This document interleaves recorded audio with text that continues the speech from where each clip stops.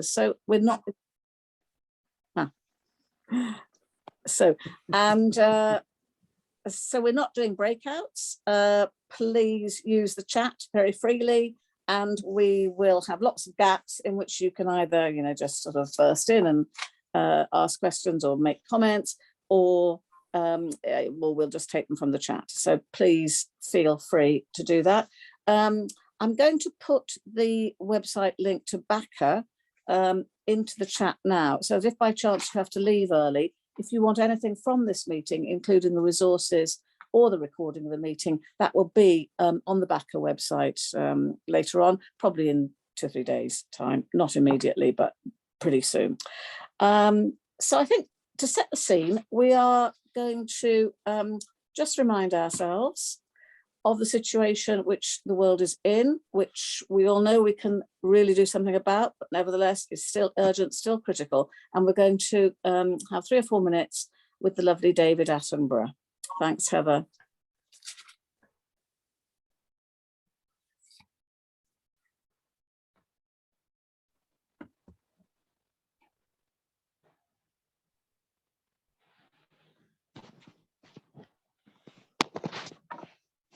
Standing here in the English countryside, it may not seem obvious, but we are facing a man-made disaster on a global scale.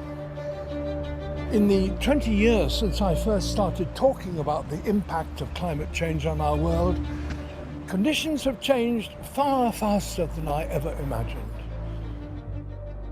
Before we started to burn coal, the amount of carbon dioxide in the atmosphere was about 280 parts per million. It's now over 400 parts per million. And the planet gets warmer and warmer.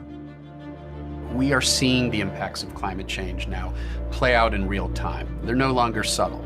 We're not just talking about an inconvenience. We're talking about people's lives, their livelihoods, and their communities being damaged. Be clear about this. It is going to get much worse.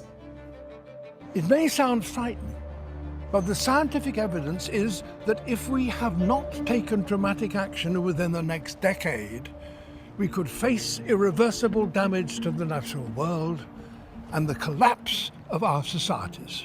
There are thousands of scientists around the world in almost every single country working to understand what will happen in the future if we don't act and we don't do more. They predict that if we carry on as we are now, where CO2 continues to increase, we would hit 1.5 degrees global warming by between 2040 and 2050. We're running out of time, but there is still hope. It's actually not that complicated. We need to shift our energy system away from fossil fuels that produce greenhouse gases and towards renewable energies that don't. We still have time to turn everything around, to pull the emergency brake and to take action. But that short period of time isn't going to last for long. There's a message for all of us in the voices of these young people. It is, after all, their generation who will inherit this dangerous legacy. We now stand at a unique point in our planet's history, one where we must all share responsibility, both for our present well-being and for the future of life on Earth.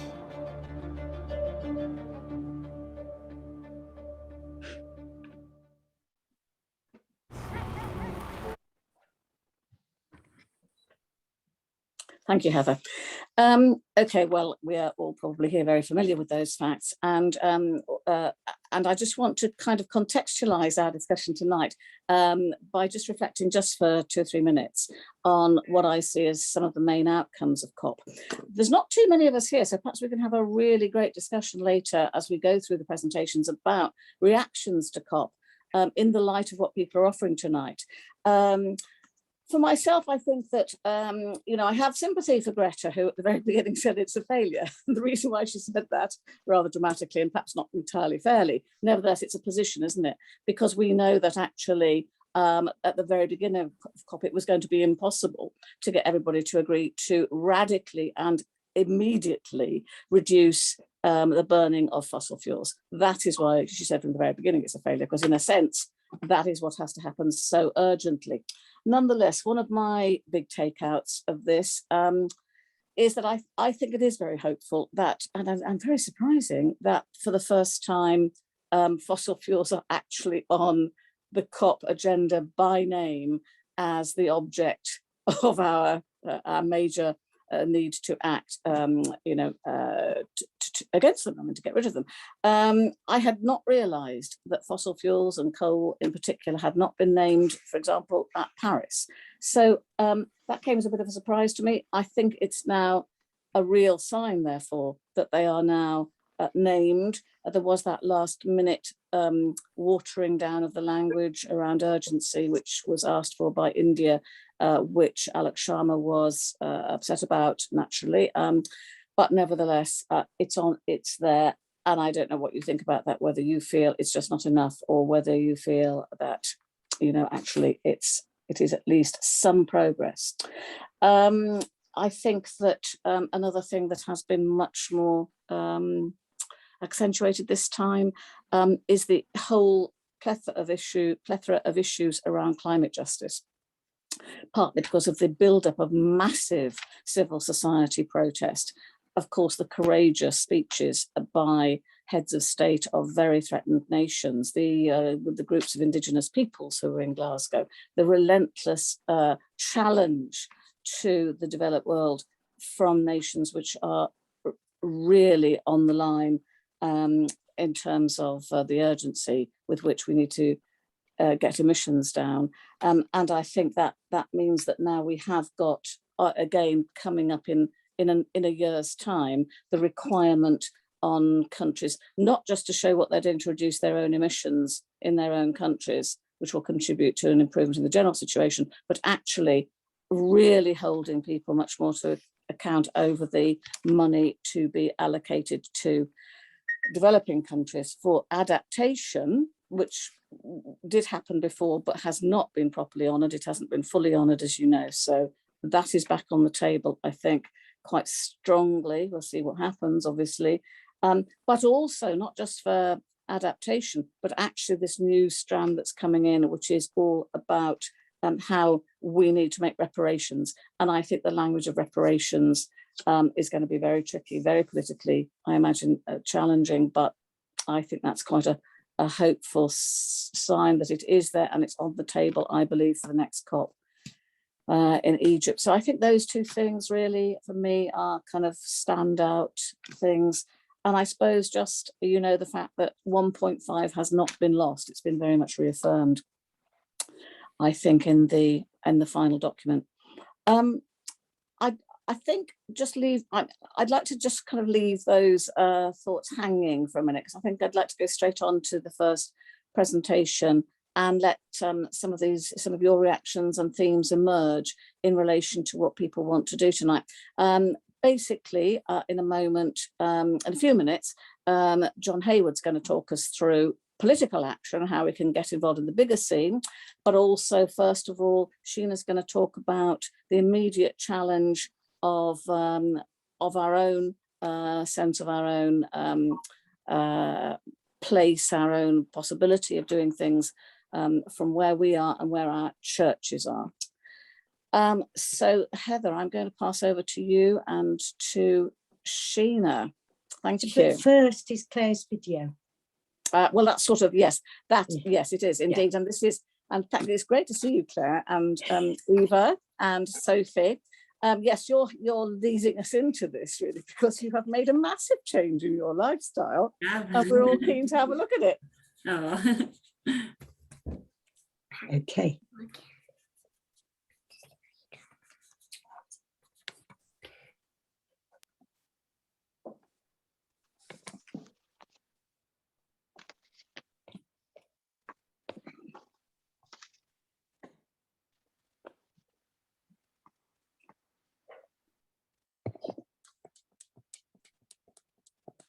Hi, I'm Claire. And I'm John. And we have 3 children aged 8, 6 and 3. And this year our car got written off. So instead of buying a new one, We now have an electric cargo bike which can carry 2 children and a load of shopping. We feel really affected as Christians by climate change. We're damaging God's beautiful creation, which he called good. And we're causing suffering to people, particularly those in developing countries, but also increasingly those in Western countries too, by continuing to contribute to it. Giving up our car is something we really wanted to do to help reduce our contribution to this. So what's life like without owning a car? We love it. You can use the bike to get errands done, shopping, school run, kids clubs, commuting. And we also use the train and the bus a lot more, which the kids have really enjoyed, and we find more relaxing than driving too. And we're members of Co-Wheels Car Club, so we can borrow a local car when we need it. But we have found that we don't use it very much, on average less than once a month. So if you think you could use your car a little bit less, give it a go, but maybe don't write it off like we did.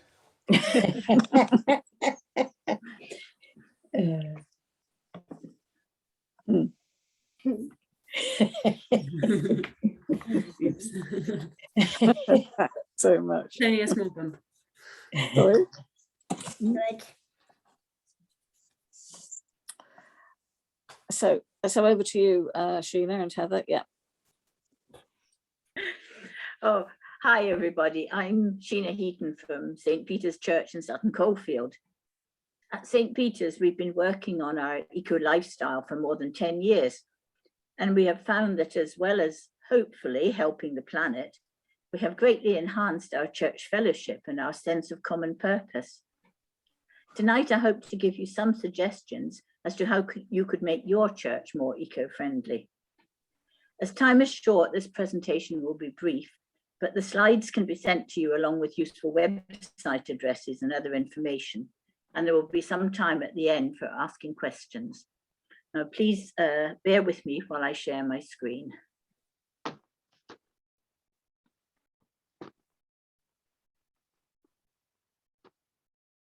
Where's it gone?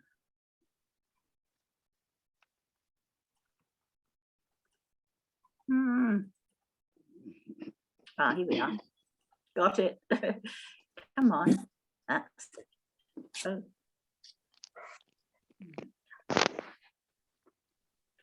Okay. Sorry.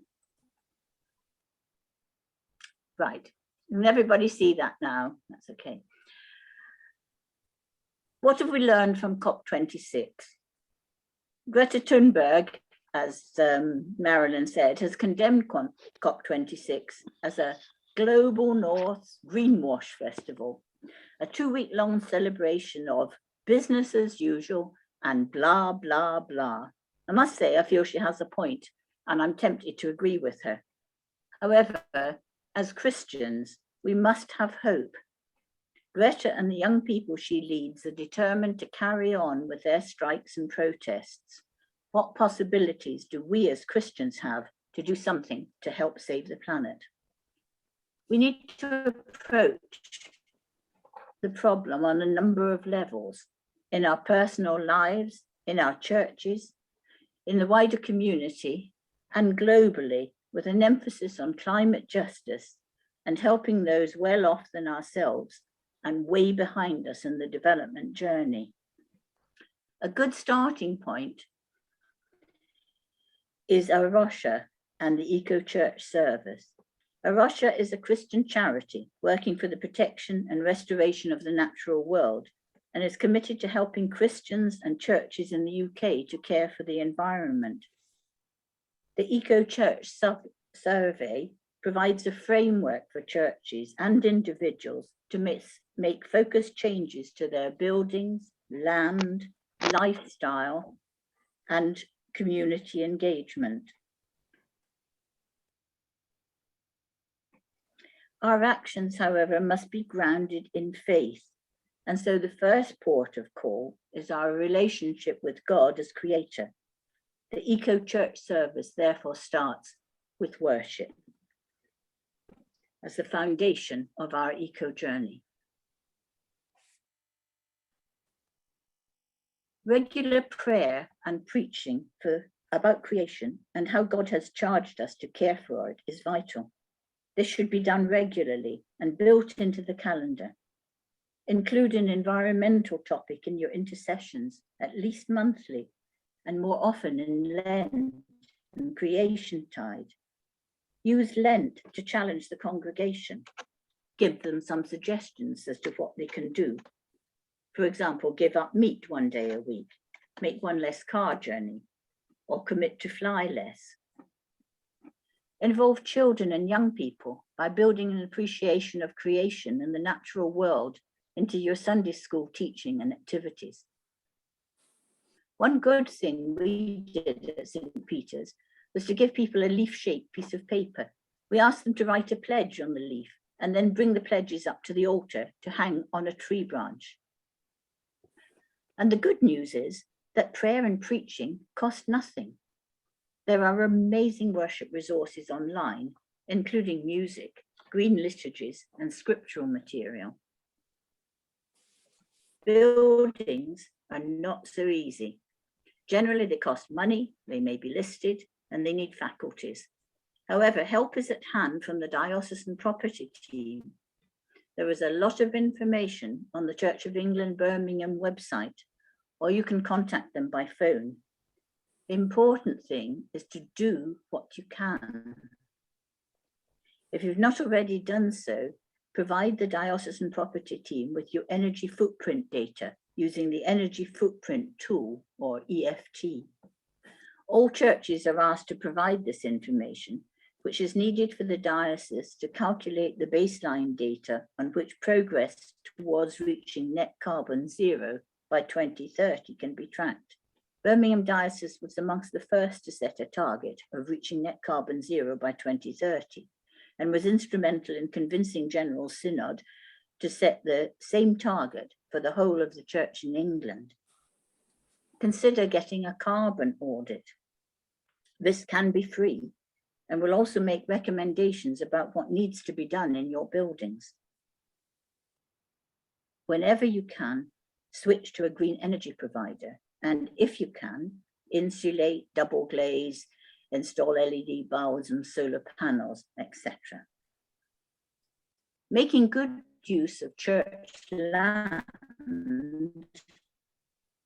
provides loads of possibilities. For example, you could use part of your outdoor space to encourage wildlife with bird and bat boxes, insect hotels, a pond, or a wildflower area. Don't be too tidy. Rough areas are better for wildlife. You could have a children's garden or a community allotment, hold a sunflower competition, grow a range of herbs for people to pick. Be generous with your outdoor space. Encourage its use by the community. Holy Trinity Church in Sutton Coldfield has an outdoor meeting space, which has been very useful in the pandemic. At St. Peter's, most of our land borders a walkway between two busy roads. This is used by many non-church going people. We have an outdoor crib scene at Christmas and an Easter garden to tell people about Christ's life. We have also created a memory space where people can leave flowers or light candles in memory of their loved ones. Using your land well can lead into the next heading, which is broadening your community and global engagement. Among the things that you can do would be to organize an eco event. We found that running a litter pick went down extremely well with the local community and gave us the opportunity to engage with lots of people in the neighborhood.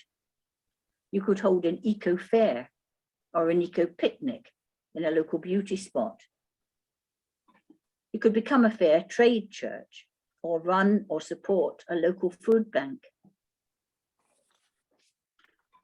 You should pray for an international project, donate to a global environmental charity such as WaterAid, or twin your toilets for £60 each and hand the certificates on the back of your toilet doors. If we are going to achieve real change, we won't do it just as individuals or churches. We need to engage with people in positions of power in government, business and finance. We need to lobby councillors and MPs, and John will cover this in more detail later. But be proactive, write to the paper, sign petitions, join marches. This is John at the start of the Climate Action March for COP26 just a couple of weeks ago. And we have also set up stalls on Saturday mornings in Sutton Coldfield shopping centres to talk to passers-by about eco matters. Invite speakers from organisations with environmental interests. Remember that people who are keen on gardening or birds or animals are usually concerned about the environment generally, and they can become useful members of your eco group. The final section of Eco Church covers lifestyle, and this is where what you can do as a family and an individual matters. Provide information for people in as many ways as you can. Use different approaches. At St. Peter's, we write an article on eco matters for every edition of the church newsletters. During Lent, we provide a weekly tip or challenge in the pew sheets. We have run quizzes and produced a booklet giving information on, for example, the different types of plastic and how to recycle them. It's also important to help people access information. You can cut articles from newspapers, provide links to websites, and help people with poor IT skills. Here, a number of us took our laptops into church and helped people to calculate their carbon footprint. The more you do, the more you raise awareness, until gradually thinking about the environment becomes a way of life. And you find members of the congregation telling you what to do and coming up with their own suggestions and recommendations. So to finish with some key action points. Get some quick wins. If possible, submit your EFT and switch to green energy. Get organized. Have a formal committee. Report to the PCC and work with your deanery champions.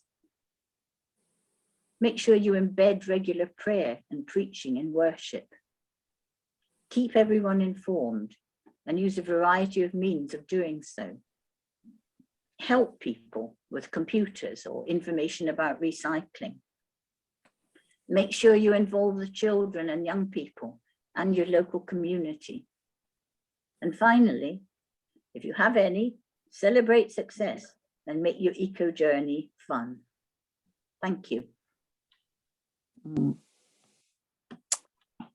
Thanks, Sheena, very much. In other words, be the change you want to see in the world. And you're a great practitioner of that, Sheena. Thank you. Reactions, questions. Hello, Maria. Hi. Hello, Melanie. Hello. Good to see you. Yeah. Good to see And you. to other people who've just joined us in the last few minutes. Yes. So now, comments, questions. There's I thought nothing. that was amazing. I thought it was so inspirational. Well done, Sheena. Thank you. I did wonder actually, how does it work with bank accounts? Have you switched your bank account to one that doesn't invest money in fossil fuels, or do you not have that power? Good question, Mummy. You do, and there are such bank accounts. Triodos would be one. I bank with them. I'm with Triodos as well. I was just wondering about how it works with the church. Like, can you switch?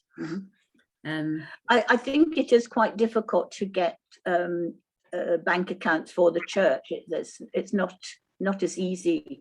I've heard our treasurer say, but it's certainly something worth looking into, I think. It would be a good idea if one of the banks took the initiative, I mean, our and then sold it. With the cooperative bank. Yeah, the cooperative bank are one of the most green, and I'd have thought they're the most likely to provide bank accounts that might be suitable for churches, but I don't know. Good question. Yeah. Yes, BACA may need to pick something of that up on our website, where we'll talk a bit about resources later. Yeah. Any other comments. I'm sorry, I'm trying to see if anybody's waving at me, but my screen on an iPad doesn't let me see everybody all at once. You'll have to shout out if you want to say anything and I'm missing you. Caroline.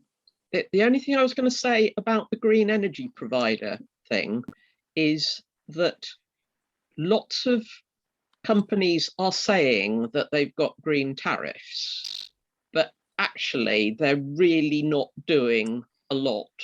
They're either relying on renewable energy generation certificates, or they're actually generating a lower percentage of their energy from renewable sources than others.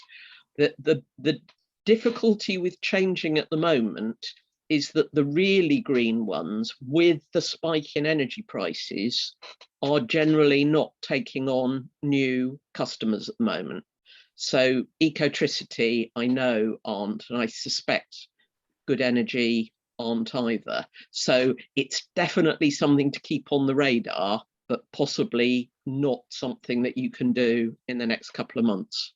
No.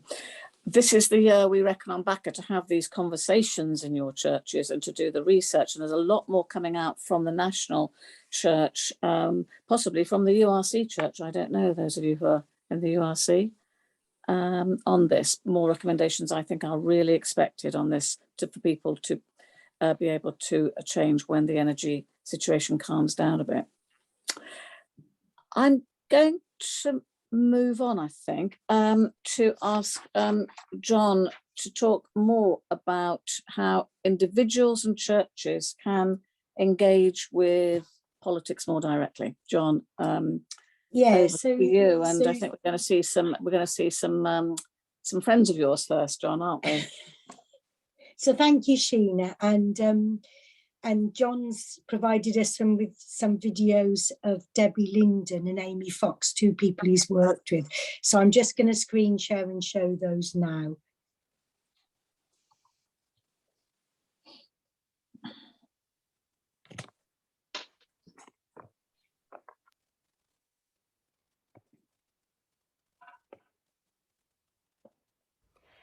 I've written to my MP because he is our representative in government, and how can he represent us if he doesn't know what we think? And I feel that although we have individual responsibility when it comes to looking after our world, there is also a huge amount of responsibility that lies on our governments and on larger corporations. And so it is important that they are made aware of this and are continuously reminded of this. And as another, just a little additional reason why I wrote to our MP is that he has said that he wants us to hold him accountable as our MP, and so I intend to continue to do that.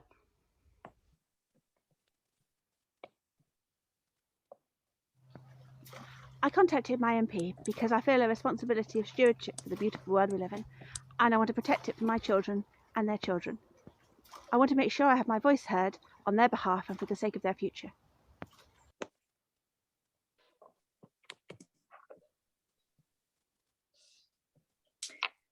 So yes, John, thank you for getting those recordings of people you've worked with locally. And do you want to introduce yourself, and then I'm going to bowl you a few difficult questions.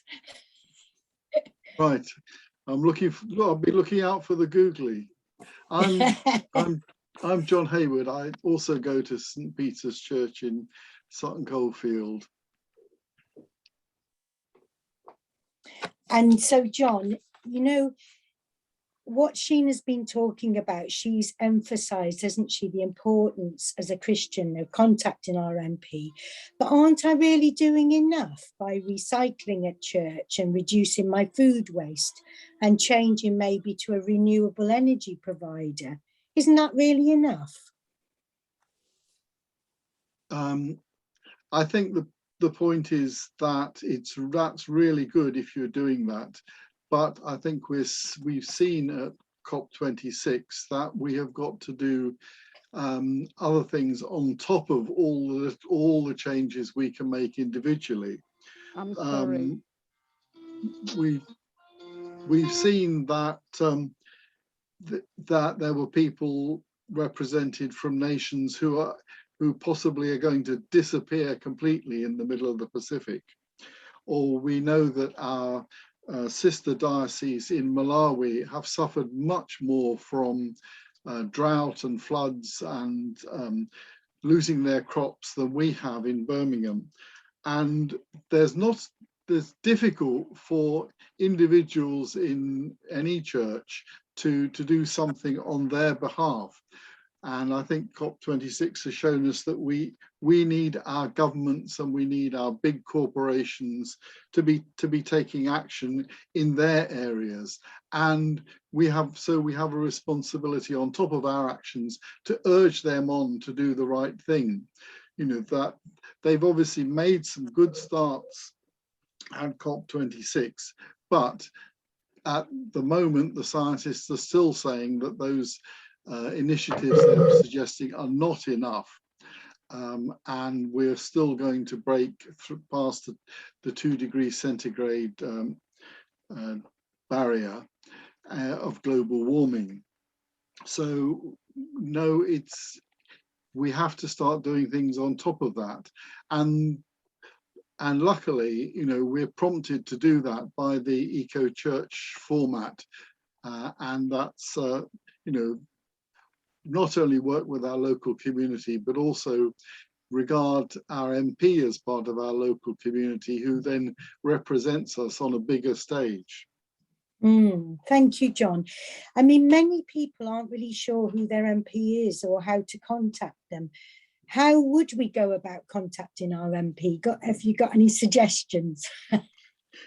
Yes, well, the fact that you're here online listening to this this call shows that you can use the computer, and you can go to the website, which is called They Work For You, and this will give you this will tell you who the MP who represents your address.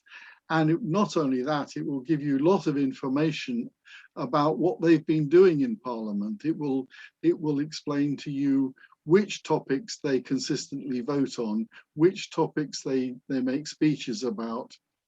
So you can start to develop a profile of what your MP is like. And that website will also give you an email means of contacting your MP. So in actually getting in touch with your MP is not difficult. Or if you want to be with what Jonathan Agnew calls snail mail, you can just write to them at the House of Commons, you know, SW1A 1AA. That's not difficult.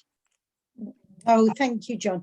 And the other thing is, you know, it's quite a big thing to contact your MP and meet with your MP either over Zoom or in person. And kind of when we did, I certainly for one felt quite anxious about it. So what help is there to help us out in terms of, you know, what to say and what angle to go to approach the MP and the topic? Well, I'll come on to, there's a group of Christian friends who can specifically give you help and advice of that sort. But the key first thing is to find some friends who share your enthusiasm, and get together with them and decide, you know, what sort of topic you want to talk to your MP about. And then when you've got an appointment to talk to them, which, as we're saying, you know, this year it tends to be on a Zoom link, and that can be quite successful. In the past, it's been a question of going as a group of people to see them in their office, and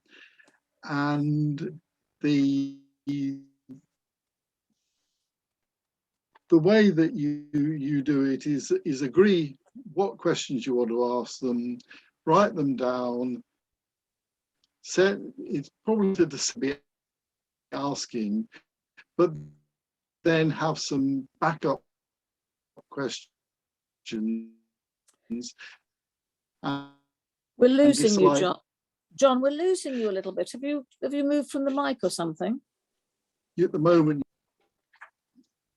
no. I'll just speak up a bit louder. Okay. I think it's but I think I was suggesting that, if you were contacting them next week, you might say to them, well, what do you make of the progress made at COP26? And then you might have a follow-up question about, well, isn't it a pity that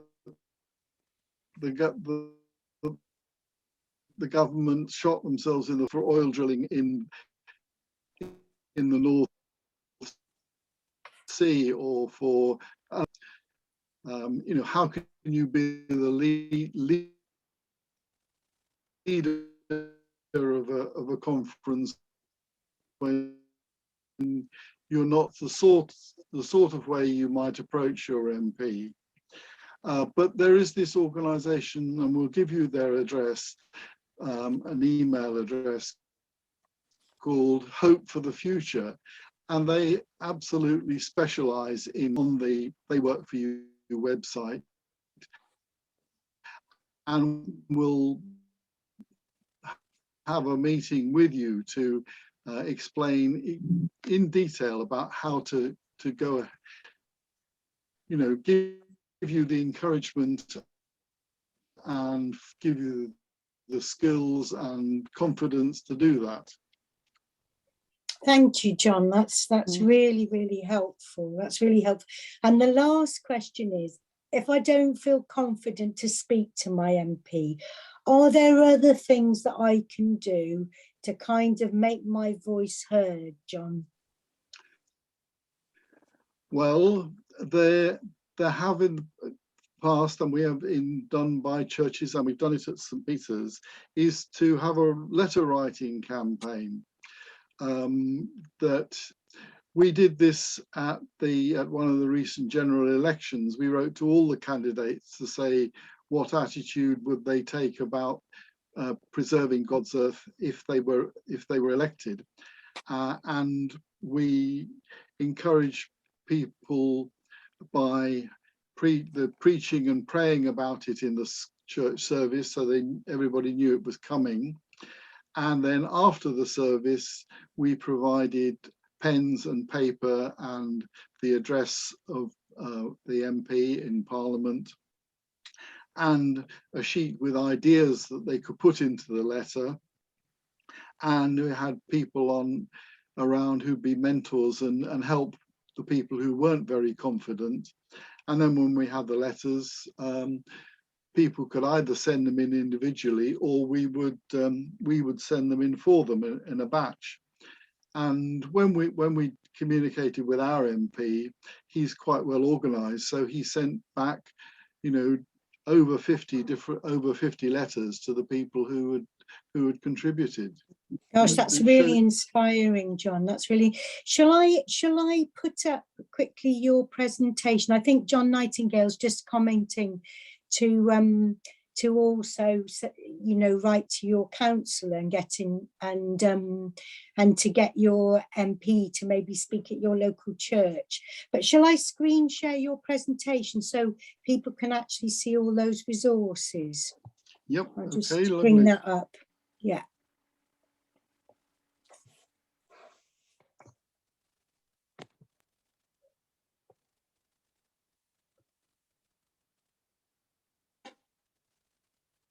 I think everybody can see that. Is that okay, John? That's fine. Yeah. And there is a letter writing guide, a little guide that we've produced, and that will also be in the resources, which I'll talk about at the end. Yeah. And I think there's a second slide, isn't there? Yeah. Oh, sorry. With this way, yes. And yes, these are the links that John was talking about. Did you want to say anything about those, John, or do you just want to have them up for a minute?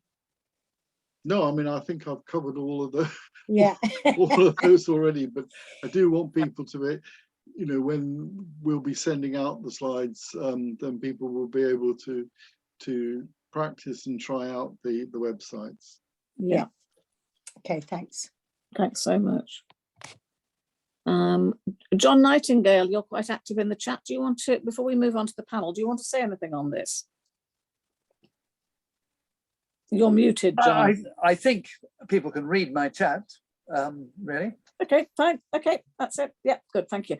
I think we'll move straight on to the panel. And if people want to kind of react to the stuff you've been saying, John, perhaps they can do so now within the broader context of all our participants, including now. Can I welcome Claire of the bike, and Eva and Sophie? Would you like to join our panel?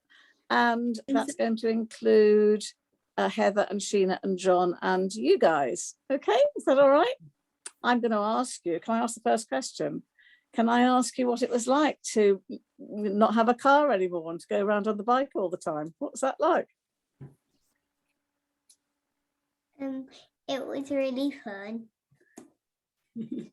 Don't you miss the car? No. I don't miss Yeah. it. It was a bit of a shock to the system for me, I have to say. I just feel a bit anxious about it for the first couple of weeks, which sounds odd. But yeah, but no, I love it. Good. Yeah. Did you have a lot of reactions from friends, family to this? Yeah, especially our parents. They I think they thought we were a little bit mad. How could you possibly have no car? This is insane. Yeah, I think we've got such car dominance in our culture. I think people just can't comprehend not having a car, because I know 40% of people in Birmingham don't, but not even wanting a car, like voluntarily giving up a car, I think is a real culture shock for people. Yeah, and we can't all have electric cars. I mean, you know, that assumption that we can all just get rid of petrol and go to electric is also problematic, isn't it? Yeah, it's really important. I just want to ask each of the panel members, and then we're going to open it right up. But I just want to ask each of you, what was, if there was anything that you thought was really positive out of COP, what was your sort of best thing out of COP? Can we start with Sheena? What do you think? What, if anything, is a standout for you from COP? A good thing? Or you're muted, Sheena. Sheena, you're on mute. Has she got? Yeah. No, Sheena, you're still on mute. I think I'm gonna. Sheena, you're on mute, so I'm going to go to. Oh, here you are. I know it's off now. Okay, right. Okay, best thing from COP, Sheena.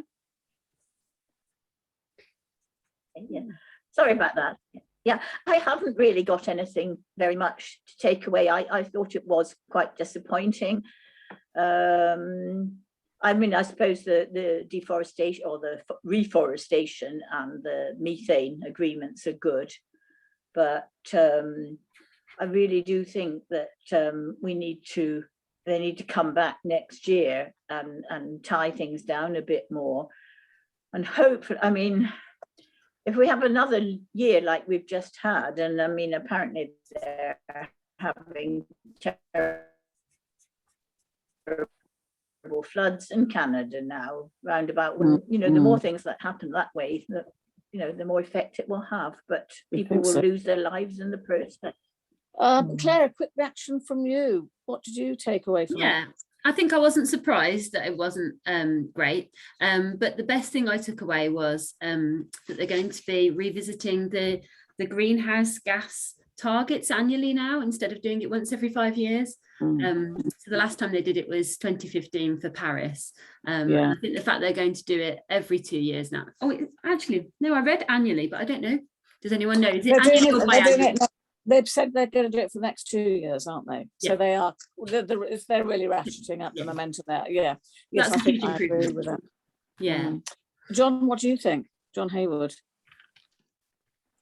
Well, I think the important thing for us to take up with our MP, who's an ex-investment banker, is the need to actually get the promise of no investment in fossil fuel overseas, get that implemented. Yeah. Because if we John, you're breaking up really badly, John. I'm just going, because time is short. That's an important point. So I've made that point. I'm going to go move to Heather because I want to leave time for general discussion. Can you see why you might be breaking up, John, while we just move to Heather for a minute? There might be a reason why. We couldn't hear that last thing very well. Heather, what do you think? What's your big takeaway? So I think for me, it was like my first year, because I'm relatively new to the whole climate issue. So I think it was incredibly disappointing. It was almost like the world held its breath, and that was incredibly kind of emotionally distressing when people spoke from the heart and then other people didn't listen. That was just awful. But for me, what I found encouraging was being on the march on the 6th of November and sort of feeling that it was in the news every day, every news broadcast. I don't think that anybody in this country would not know we needed to aim for 1.5. Do you know? And I just felt that just over and over again, to say to people, this is a problem, not just for those people, but for you as well. It's a problem for the world. Kind of felt. Yeah. It felt fantastic on the marches, didn't it? I'm going to ask Eva or Sophie to tell me what it was like on the march. You went, didn't you, in Birmingham on the big march? What was that like? It was good. I really liked it. What was your favourite bit? When we went all around town. Went all around town? Yeah. And we shouted loud, didn't we? Yeah. Did you like that? Did you shout? What did you shout? Can you remember? Oh gosh, it's hard to remember the phrases, isn't it? But you were leading it at one point, weren't you? Oh, fantastic! Right. What do we want? Climate action. So what did you do to lead it? Did you shout out, "What do we want"? Yeah. There was lots of different things. I can't remember them all. No. Well, it was great that you were there. Because Greta Thunberg and all the school children are just doing a fantastic job. Let's open this out, really. I've got some things in the chat. Anybody want to just make comments? There's a lot here from you, John Nightingale. You may want to come in, or other people. Questions, thoughts, shout out, because I'm having a job seeing everybody here on my screen. I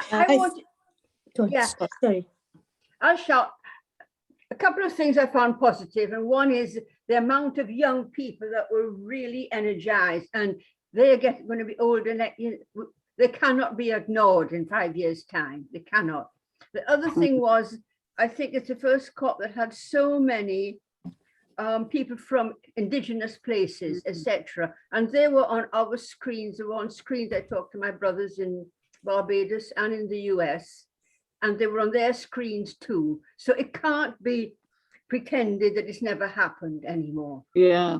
And I think that's going to be big for the future. Thank you, Gillian. Do you have a view there from your relatives in Barbados, which is different from ours or more nuanced? I think he's very proud of their prime minister. Yes. Yeah. Yes. Very good. Very good. Yes. She's a good lass. Yes. Yes. That was the biggest one of all, but yes. Yes, there were fantastic speeches. I'm sorry, remind me of her name again. Is it? That's not Mia Mockley. I can't remember her name. I'm sorry. Yeah. I'll look it up. Yeah. Mia Mottley, I think. Mia Mottley, yes. Yes, if you have not heard Mia Mottley's speech, please all Google it. It is truly brilliant. Yes. Now, who wants to come in? I'm just whizzing my Caroline. I was just going to say, in terms of follow-up to COP26, one of the things that struck me was the developed nations, including the UK, were saying one thing like, you've got to stop coal, to developing nations, and we've got to cut down on fossil fuels, but they're not backing that up. So if we're going to write to our MPs, perhaps one of the things to pick up on is they should be stopping the Cumbria coal mine, should not be going for opening up the Cambo oil field off Shetland, or mining for oil in the Surrey Hills, and perhaps asking them to actually join I forget what it's called, the powering beyond oil that Denmark and various other countries have come up with. Yes, that's a very good agenda for writing to MPs, Caroline. Could I invite you to kind of write that up for the BACA website as a suggestion for now? I mean, that's in a nutshell. Could I ask panel members, anybody want to comment on also asking about fossil fuel subsidies?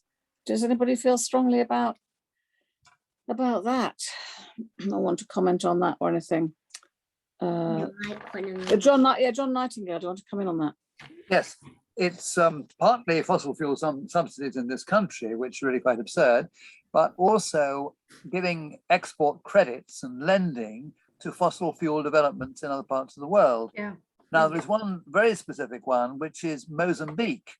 There is exploration going on there, which is being funded by the British government or underwritten by the British government, and it's absolutely scandalous. And all the bishops of the province of Southern Africa, the Anglican bishops, including the 3 Mozambican bishops, have asked the churches and the governments of the world, including our own church, to press for no more exploration by oil companies in the whole of their region, the whole of Africa, to be precise, because of the damage this is being done to communities, etc., etc., etc. And if you are going to give export credits and subsidies, give it to fossil fuel, give it to renewables, you know, either in this country or the rest of the world. I mean, there is a lot of investment money available, private investment money, because money's been made from renewables, but in poor countries, it's often a bit more risky than it would be in Scotland, and therefore government underwriting is a very good thing. Yeah. Now, I've got to go, I'm afraid, in a minute to a meeting with my MP. Yes, me too. Me too, John. As if on cue. Yes. So I'll put something in the chat and then I will leave you. Okay. Okay, thank you very much, John. That's great. Thank you so much. Yes. Yeah. Is that your hand going up, Peter? Or are you reaching for is your hand up, Peter, to speak? You're muted, Peter. He's still muted. I don't know if Peter's trying to speak. Yes, sorry, Peter. Yeah, go ahead. Who is your MP, John? He's gone. No, I'm still there. Steve McCabe. Oh, you're still there. Oh, sorry. Yeah, Steve McCabe. Okay, Yeah. thank you. I'm going too. So yeah, it starts at 7. So we're going 5 minutes. Oh, you're both going to that meeting. Yes. Good luck, man. Good luck, you activists. Yes. Yes. Thanks for being here. Mm-hmm. Yeah. Okay, I put it in the chat. Yeah. Okay. You're going. Yeah. I think the other thing that was so inspiring about the 6th of November march was just what a cross section of societies was there: the trade unions, the Socialist Workers' Party, faith groups, interfaith groups, you know, churches, young people, school strikers, you know, it was just, and the RSPB were there about, you know, it was just disabled. There was a disabled group. I mean, it was just incredible energy and commitment. And John Nightingale and I went to like a Birmingham follow-up to that on Tuesday night. So there's going to be more working together across all those groups to create pressure and to sort of bring about change. That's interesting, Heather. Can I just pick up that point and see what anybody else thinks about whether the church, in churches, we get a bit kind of into our own silos, and whether there is much more opportunity to work with other organisations, you know, Friends of the Earth, RSPB. What do you think about, what does anybody think about that? What you're suggesting there, Heather? Alliances of organisations. I think it's really important because, especially as we have a Conservative government, the more voices that they hear from people and organisations that they perceive to be Conservative with a small c, the more likely they are to listen to them, I think. Yes, it kind of spreads the impact, yeah. We're drawing near to the last few minutes. Does anybody want to pop in with a different question or comment to anybody, really? Get my attention if you do, if I'm ignoring you. I don't mean to ignore anybody. Pete looks as if he's got his hand up. Pete Baker. Pete. I'd just like to thank Caroline for her speech on the 6th of November. I thought that was a very powerful point that she made. Oh, thank you very much. I'm sorry I missed that, but you were in Glasgow at the time, I think. Glasgow. Yes, Brian. Yeah. Brian, come in, please. Some friends of ours in France have had a heat pump installed. Live in Normandy, so I'm going to keep an eye on how they're getting on heat-wise and whatever, you know. They've got big subsidies. You know, the French are giving The French are giving big subsidies. subsidies to have heat pumps installed. Aren't they? That's interesting, isn't it? Do you get the impression that France have got this better organised? Well, Yes. yes. We felt much safer there. The masks were worn all over the place, and you couldn't go anywhere without being double vaccinated. Interesting. Proving that you were double vaccinated. So even when we went to the cinema, we had to prove that before we could go.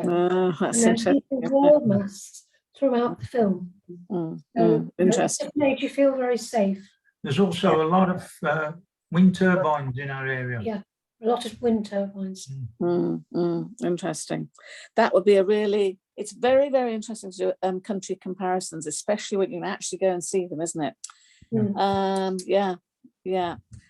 In a moment, we're going to hear just for a minute from somebody to wrap up. But I just want, before we do that, I don't think I'm missing anybody else wanting to say anything, am I? Am I missing anybody? So just before we do that, just to remind you all that in a couple of days, we will have the resource lists on the BACA website. Some are in the chat now if you want to have a look.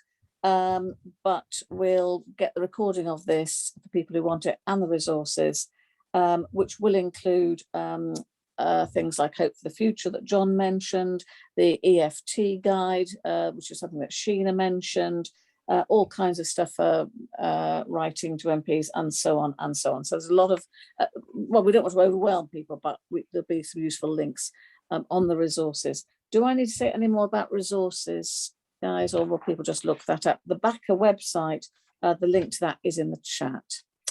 Heather, I'm just going to then ask you in a moment to put on a very short clip, just a minute, just to finish off, by Catherine Grills, who is Vicar of the Ascension Sturchley and has been very active for a number of years in both locally and in the national church on the environment.